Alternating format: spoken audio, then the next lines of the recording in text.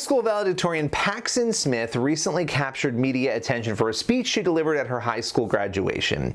And this was a speech that slams Texas's legalization of the so-called heartbeat bill. If you're not familiar with the law, it would ban abortions after the detection of a fetal heartbeat. Now, I am a firm believer in the First Amendment, and I love to applaud people, even those with whom I disagree, for standing up or saying something in a difficult circumstance. But I have to address the fact that Smith's speech exposed some really diabolical misconceptions, some things that I think we've been peddling to young people that are not true. And these lies are damaging. So the first lie I want to address is that abortion is somehow more moral or palatable than the other options. Now, Smith addressed a number of issues, but she talked about whether or not women are emotionally or physically or financially able to, quote, carry a full-term pregnancy. Now, I understand how heart-wrenching and difficult certain circumstances and situations are. I totally get that.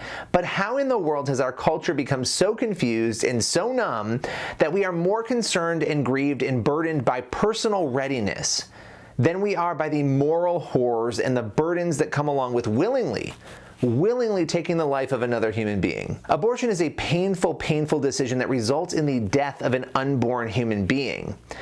And the idea that this is somehow the best option, that is an ethical deceit. Now, I want to address the second lie, that we are only accountable to ourselves, that satisfying the self is the highest good.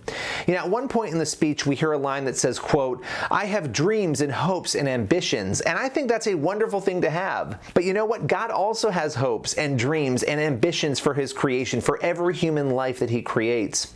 In Psalm 139, we see that God knit us together in our mother's wombs, that God has a plan for us before we're even born. But yet our culture keeps selling this lie that our plan is greater than God's and that our feelings, our hopes, our plans are the only thing worthy of consideration. Not God's hopes, not God's plans. See, our society is bent on this tragic quest to please the self, but that is an unquenchable thirst. And honestly, it's destroying us, because I look then to the third lie.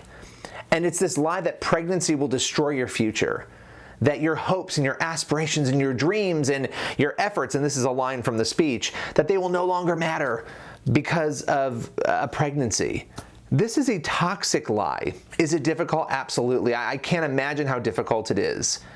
But there are so many people who have led fruitful lives, and there are other options. We don't talk about the other options. Now, the biggest lie, the final lie, is that there is this war on women's bodies. We keep hearing this. And listen, people are free to debate that, but no one should embark on that quote or that claim without acknowledging the absolute, unadulterated, horrific war on unborn babies' bodies that unfolds in clinics and medical facilities and hospitals across this nation. Abortion is a complex issue, okay? It's tough. It's a big, difficult, confusing issue.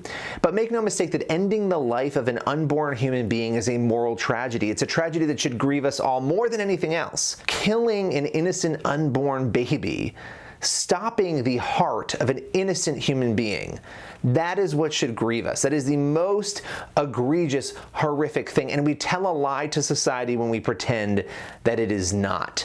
And so I can only hope and pray that we are honest about this topic, that we discuss it, that we have an openness and a truth to it that brings that burden to the forefront.